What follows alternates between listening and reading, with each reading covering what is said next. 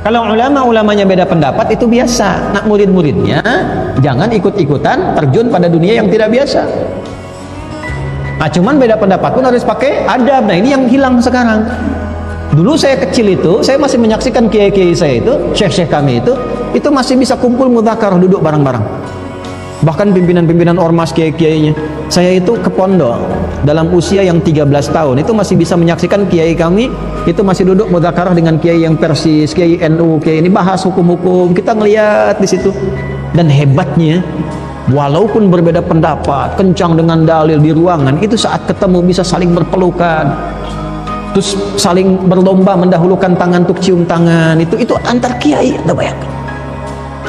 Terus narik satu-satu itu masih kelihatan adabnya tuh. Nangis kita lihatnya itu. Masya Allah guru-guru kami itu. Jadi sayang kita. Ya, sayang, hormati guru-guru kita itu. Kita nggak tahu bagaimana Allah mengirimkan hidayah lewat mereka itu. Nah, ini yang hilang. Ini yang hilang. Adab ini yang hilang. Baik dia alim, pengajar ataupun muta'alim. Ya kalau gurunya sudah kehilangan adab, muridnya pasti lebih daripada itu. Nah, karena itu penting kita ngaji seperti ini supaya perbaikan pada diri kita ada dan kita terjaga dalam keadaan yang baik. Ya, hormati orang lain. Kalau tidak sepakat, tidak apa-apa, belajar. Kalau misal beda pendapat nih, oh ini guru ini mengatakan begini, beda dengan saya, cari ilmunya, datangi, tanya. Kalau dengan keterangan itu tidak sependapat, ya sudah, tidak usah mencela. Oh, saya tetap pada yang semula saja, saya yakin dengan dalil yang ini. Selesai, antum selamat sampai situ. Tapi kalau antum berubah, ya berubah dari situ, nggak sepakat nih, tahu dari situ, tetap antum mempertahankan yang Anda, tapi mencela yang di situ. Nah, itu bahaya. Yang lebih berbahaya, belum kenal, belum nanya, sudah cela. Nah, itu gimana nanti tuh? Apalagi sekarang zaman media sosial, bikin status sedunia tahu. Nah, ketika masalah antum selesai, masalah dengan orang sedunia belum selesai, gimana tuh menyelesaikannya? Ya, misalnya ada fitnah terhadap guru fulan. Setelah selesai, ternyata antum salah, antum minta maaf secara pribadi, datang minta maaf, dimaafkan oleh guru fulan itu. Sekarang pertanyaannya, orang yang mendengar fitnah antum yang menyebar sedunia itu dan dia menuliskan hal yang tidak baik tentang guru itu karena tulisan antum, gimana meralatnya? Tidak mudah. Nah, inilah adab. Nah, jadi kalau kita mengagungkan ulama dengan ilmunya, menghormati ulama dengan ilmunya, tanpa berlebihan, tanpa harus mengkultuskan. Ulama pun jangan terlalu kegeeran. Datang ke majelis, nggak begitu caranya. Kalau nggak dikasih dahin nggak datang misalnya kan. Wala tamnun tastakthir, lihat amplop dulu yang undang siapa nih, gede apa enggak. Kalau amplopnya tebal, sahih nih. Tipis, dhaif. Tipis tapi banyak dari jamaahnya, sahih li ghairihi. Nggak boleh, nanti ilmunya sebatas amplop itu. Amplopnya hilang ilmunya. Ya, nah jaga yang seperti itu sehingga tidak sibuk dalam hal yang lain. Nah, kalau kita mulai ta'zim begitu, lalu kita ikuti polanya. Jangan ta'zim berhenti, tidak ikuti. Kenapa jadi begitu? Nanti barulah Allah kirimkan cahaya. Nah, kalau udah melihat begitu, orang tua berdoa. Kakek itu boleh Pak doa untuk cucunya. Imam Syafi'i itu kan, Syafi'i nama kakek ke atas. Muhammad bapaknya Idris, Syafi'i itu kakek ke atasnya. Tapi alim, beliau selalu berdoa. Akhirnya yang dapat siapa? Cucunya, cucu ke bawahnya, cicit. Nah, boleh jadi sekarang kakek antum berdoa nih, jadi ayah nih, belum punya anak, berdoa kalau pengen punya anak begini. Mungkin nyampainya ke cucu generasi pertama. Bisa. Nggak ada yang hilang dari doa, Bu. Nggak ada yang hilang. Ibu doa sekarang minta, ya Allah jadikan anak saya seperti Ustadz Fulan, solehnya demikian, ilmunya demikian. Boleh jadi satu di antara anak ada yang dapat. Kalau bukan anaknya, nyampe ke cucu, bisa begitu.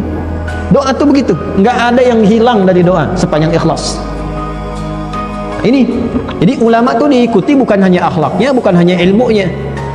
Coba lihat jejaknya, bagaimana mendapatkan itu, tanya, mintakan, dan minta sama Allah. Nah, ini yang kita dapatkan dari pelajaran hari ini ya. Nabi sallallahu alaihi wasallam qala man 'azzama al-'alima fa innama yu'azzimu Allah ta'ala.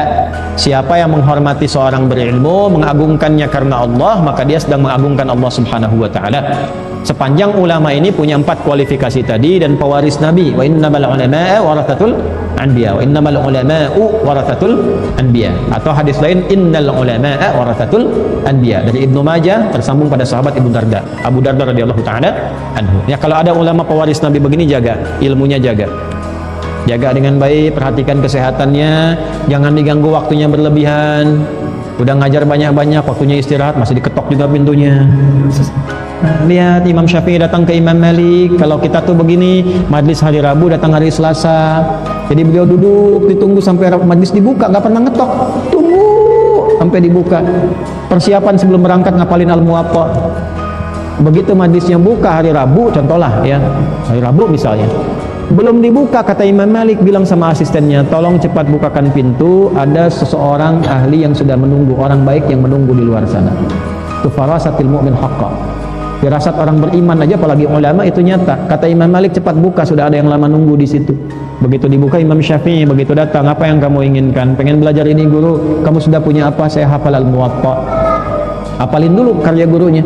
Coba bacakan. Begitu dibaca, nah, Imam Malik berkomen, ittaqillah, tingkatkanlah takwamu kepada Allah karena engkau akan jadi bintang di masa depan. Firasat dulu. Takwalah kepada Allah karena akan jadi bintang di masa depan. Ini ulama-ulama itu luar biasa. Imam Abu Hanifah begitu melihat seorang dari muridnya, ya, ada dua nanti yang unggul, Abu Yusuf dengan Muhammad.